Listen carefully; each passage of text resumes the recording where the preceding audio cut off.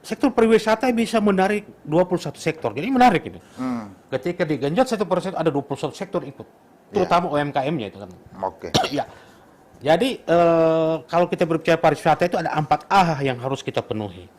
Yang pertama itu aksibilitas. Hari ini kita sudah mulai cicil dan insya Allah di 2024, 2025 itu sudah bisa hitam semua itu jalan. Oke. Nah, kalau aksibilitas jalan tidak terpenuhi kan susah juga, Pak. Iya betul. Orang tidak akan berpikir 2 kali, Pak, kalau mau pergi di tempat wisata. Nah, yang kedua attraction. Kalau kita attraction, saya jamin Buton Utara banyak, Pak. Attraction itu bisa dalam bentuk daya tarik wisata misalnya, wisata-wisata yang baru yang kita temukan, atau bisa wisata buatan, tapi atau bisa kita punya adat budaya yang lain daripada yang lain, itu attraction ya. Nah, amenity atau fasilitas. Jadi fasilitas ini kita harus siapkan di daerah wisata itu sendiri.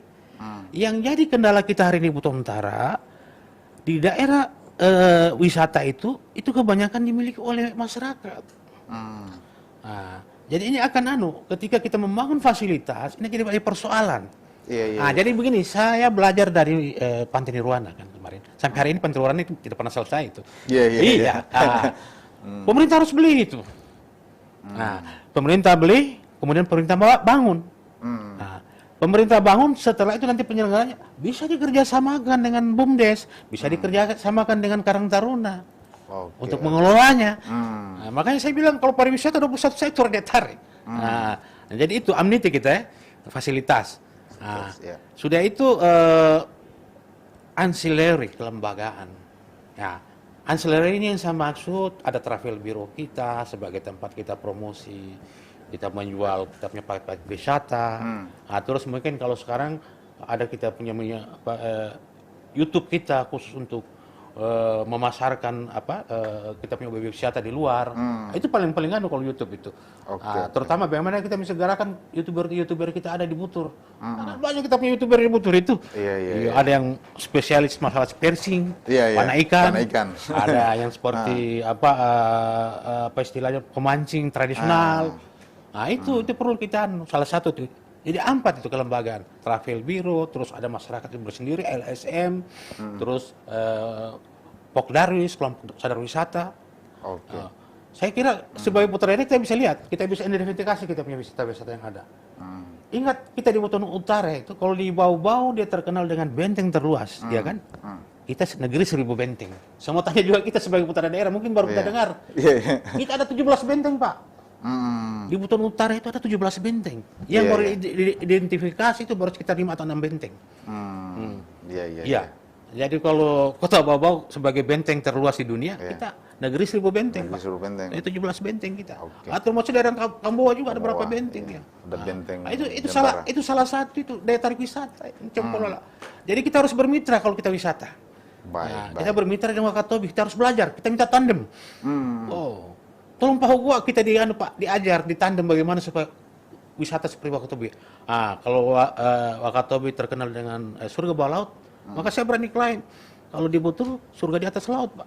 Iya. Ya karena kenapa wisata pantai kita tidak kalah indahnya dengan yang lain, Pak. Kita ada wisata pantai, kita ada wisata hutan tropis. Ingat wisata hutan tropis kita. Sampai hari ini itu mahasiswa di Inggris itu datang penelitian di PTTA itu salah satu. Ada wisata satu lagi kita, wisata mangrove. Wisata mangrove, iya betul. Iya, ada 17.000 hektar kita situ. Tahu tidak mangrove punya manfaat terhadap udara kita? Dia 4-5 kali dia bisa menyumbangkan oksigen. Dia penetrasi itu karbon dioksida dibandingkan dengan hutan tropis. Mangrove itu 4-5 kali. Makanya itu setiap daerah yang mempunyai hutan mangrove itu bisa ada kompensasi, kita dapat ganti, dalam bentuk pemberdayaan, dalam bentuk pemberdayaan masyarakat pesisir kita ada. Hanya Butur ini kita sementara urus ini, kita mesti jajaki.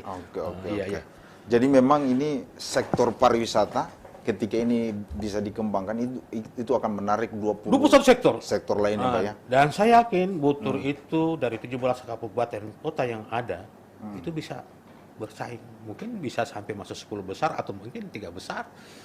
Baik dari segi kunjungan wisatanya, terus pendapatan asli daerahnya. Nah, karena kenapa? Kita harus maklum Butur itu terletak paling utara Pulau Buton. Baik. Iya, paling ujung. Orang mau ke Butur itu tidak mungkin kalau tidak ada urusannya. Tidak mungkin kalau tidak ada magnet. Atau kita bilang tidak mungkin semut datang kalau tidak ada gula. Oke. Ya, makanya kita kembangkan potensi pariwisata sehingga mereka bisa bertanya-tanya, penasaran di sana. Yang diuntungkan Butur dengan letak geografisnya itu banyak. Nah, dibandingkan daerah yang lain seperti umpamanya Batauga apa.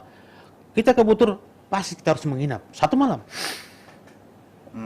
Kalau kita pergi di Pasar Wajo kan kita pasti pulang balik kan. Kalau Butur dengan jauhnya sepanjang 175 km, tambah jalan yang belum terlalu bagus, pasti kita nginap. Pasti kita cari makan, kita nginap di hotel. Itu coba-coba kita tangkap peluang-peluang itu. Jadi memang harus kita bikin suatu event untuk menarik orang. Orang tidak bisa ke Butur kan dia daerah paling ujung.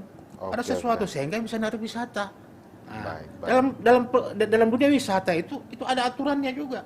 Minimal dalam 1 tahun itu 3 event kita bikin. Sehingga kita bisa kalender. Dengan kunjungan wisatawan lokal kita itu 1.000 orang. Kita belum bisa penuhi itu. Iya, karena itu kita masih belum bisa benahi karena masih milik pribadi, milik orang. Nah, salah satu syaratnya nanti kita bisa bebaskan lahan untuk wisata.